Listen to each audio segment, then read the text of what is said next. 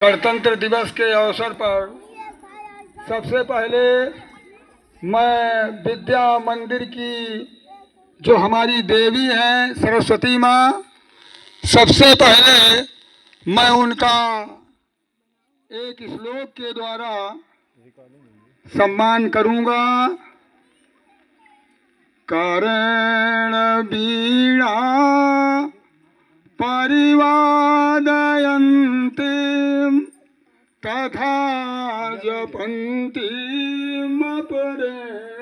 माला मरान् पृष्ठा सन्निविष्टां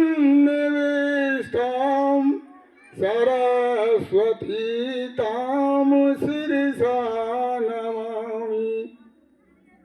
इसके बाद मैं अपने जो हमारे पूर्वज हमें एक विरासत के रूप में दे गए हैं, मैं उनका वो अमर सपूत है।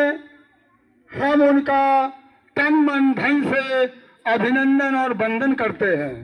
इसके बाद में हमारे विद्यालय में मुख्य अतिथि के रूप में आए अध्यक्ष महोदय, मैं उनका अभिनंदन वंदन करता हूँ। साथ ही हमारे प्रबंधक महोदय और हमारे बड़े बुजुर्ग और भी बैठे हुए हैं, मैं उनका तन मन धन से अभिनंदन वंदन करता हूँ। इसके बाद हमारे विद्यालय के गुरुजन, शिक्षक शिक्षिकाएं, बच्चे, छात्र छात्रा और हमारे विद्यालय के ड्राइवर महोदय और भी हमारे चतुर्थ श्रेणी के कर्मचारी, सभी का मैं अभिनंदन वंदन करता हूँ। आज 76वां गणतंत्र दिवस हमारा पूरा देश, बल्कि हमारे विश्व के संबंधित देश भी इस गणतंत्र दिवस को मना रहे हैं। बड़े खुशी की बात है कि जो देश हमारा गुलामी की जंजीरों से जकड़ा हुआ था, हमारे पूर्वजों ने तन मन धन से मेहनत करके उस गुलामी की जंजीरों से हमें छुटकारा दिलाया।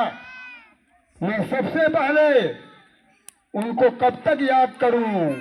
ये चाहे हम अपनी पूरी जिंदगी, जब तक हमारी जिंदगी रहेगी, हम बच्चों को उनकी कहानियां सुनाते रहेंगे और मैं इस भारतवर्ष को नापाक नहीं होने देंगे।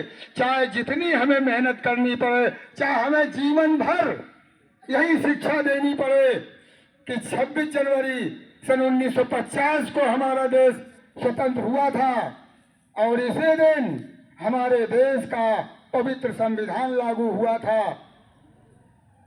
खेद की बात ये आती है जब कि हमारे देश में रहने वाले ही, जैसे हमारे पिताजी ने किसी दूसरे के द्वारा अधिग्रहित भूमि को अपने कब्जे में कराया और इसके बाद जब हम 4 भाई, जब उनके लड़के 4 पैदा हुए तो उन्होंने आपस में लड़ना प्रारंभ कर दिया और ये नहीं देखा कि हमारे पिताजी ने किसी दूसरे की अधिग्रहित भूमि को अपनी भूमि पर कब्जा कराया।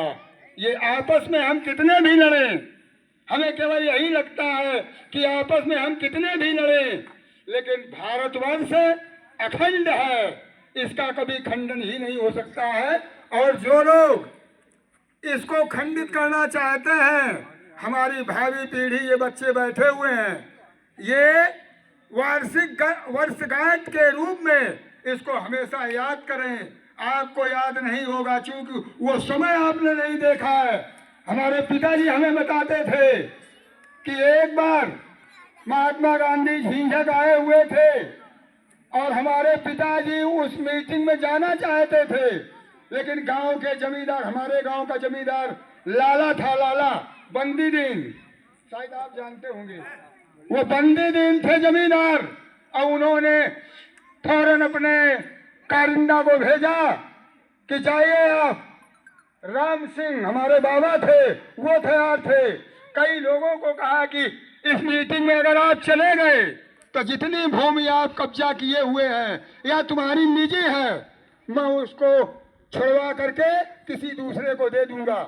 लेकिन इन लोगों ने इसकी परवाह न करके और झीझक मीटिंग में महात्मा गांधी की मीटिंग को ज्वाइन किया, और इसके बाद शाम को बंदी दिन ने बुलवाया हमारे बाबा को और लोगों को बुलवाया। कल ने मेरे मना करने पर भी आप चले गए, कल बिल्कुल चले गए। और आप ये न समझें कुछ ही दिन बाद आपकी ये जिम्मेदारी चली जाएगी। सन 1950 से जमींदारी चली गई और हमारे देश में राजनीतिक व्यवस्था, पॉलिटिकल थ्योरी और लोकतंत्र की व्यवस्था हो गई। और लोकतंत्र की व्यवस्था के अनुसार कोई राजा नहीं है, ये जनता ही हमारा चुनाव करेगी, जिसको चाहेगी वही चुनेगा और सक्षम व्यक्ति ही चुना जाएगा। लेकिन हमें इतना याद रखना चाहिए कि कुर्सी पा करके हमें उस कुर्सी का सम्मान करना चाहिए।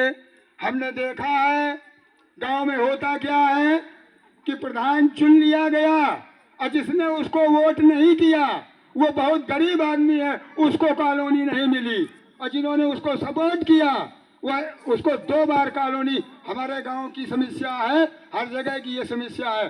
कृपया हमें उन राजनीतिक महानुभावों से